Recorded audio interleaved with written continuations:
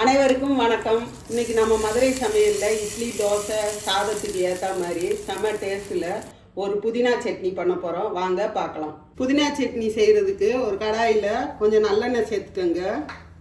எண்ணெய் சூடானோடனே ஒரு ஸ்பூன் உளுந்தம்பருப்பு சேர்த்துக்கோங்க, ஒரு ஸ்பூன் கடலப்பருப்பு சேர்த்துக்கோங்க.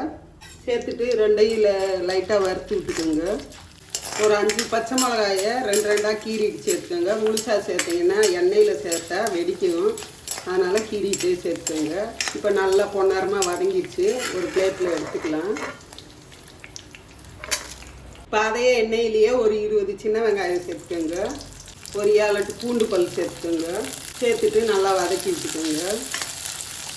வெங்காயம் பூண்டு இந்த அளவுக்கு கண்ணாடி பதத்துக்கு வதங்கினதுக்கப்புறம் புதினாவை சேர்த்துக்கலாம்.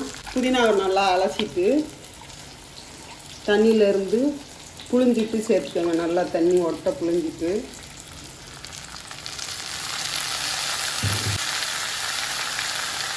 ஒரு கட்டு புதினாவை எடுத்து நல்லா ஆஞ்சிட்டு சேர்த்துக்கோங்க. அது கூடயே ஒரு கைப்பிடி அளவு கருவேப்பிலை சேர்த்துக்கோங்க.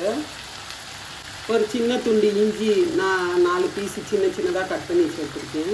இப்போ நல்லா வதக்கலாம். இப்போ புதினா ரத்தத்தை சுத்தப்படுத்துகிற புதினா. கருவேப்பிலை நல்லா கண்ணு வெளிச்சத்துக்கும் நல்லாவும் முடி வளரும். இந்த மாதிரி சட்னி செஞ்சு சாப்பிடுங்க நீங்களும். ஒரு சின்ன கோழி குண்டு அளவு புளி சேர்த்துக்கோங்க. ஒரு சின்ன கப்பு தேங்காய் துருவல் சேர்த்துக்கோங்க. சேர்த்துட்டு எல்லாத்தையும் நல்லா கலந்துக்கோங்க. நல்லா கலந்து விட்டுட்டு அடுப்பை ஆஃப் பண்ணிடுங்க. அந்த சூட்லேயே தேங்காய் வதங்கினா போதும், ரொம்பவும் வதக்க தேவையில்லை, கலர் மாறிடும். இப்போ ஒரு பிளேட்டில் மாற்றி ஆற வச்சுக்கலாம்.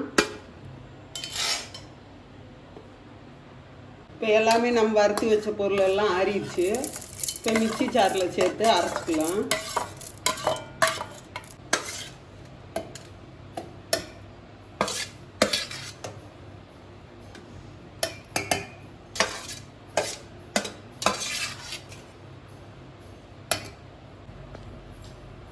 இப்போ அது கூடயே கொஞ்சம் உப்பு சேர்த்துக்கோங்க, கொஞ்சமாக தண்ணி சேர்த்து அரைச்சிக்கோங்க.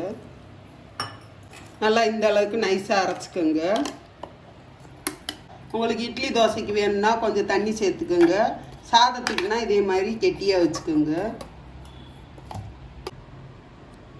அடுத்த அடுப்பில் ஒரு தாளிப்பு கரண்டி வச்சுக்கலாம். அதில் ஒரு ஸ்பூன் எண்ணெய் சேர்த்துக்கோங்க. அது கூடயே ஒரு 1/2 ஸ்பூன் கடுகு பருப்பு சேர்த்துக்கோங்க. கடுகு பொரிஞ்ச உடனே ஒரு கொத்து கருவேப்பிலை சேர்த்துக்கோங்க. ஒரு வரமிளகாயை 2 கிள்ளிட்டு சேர்த்துக்கோங்க. அது கூடயே கொஞ்சம் பெருங்காயத்தூள் சேர்த்துக்கோங்க. கலந்து விடுங்க. இப்போ தாளிப்பு ரெடி ஆயிடுச்சு, சட்னியில் சேர்த்துக்கலாம். இப்போ புதினா சட்னி ரெடி ஆயிடுச்சு. நீங்களும் உங்கள் வீட்டில் ட்ரை பண்ணி பாருங்கள். இந்த வீடியோ உங்களுக்கு பிடிச்சிருந்ததுன்னா லைக் பண்ணுங்கள், கமெண்ட் பண்ணுங்கள், ஷேர் பண்ணுங்கள்.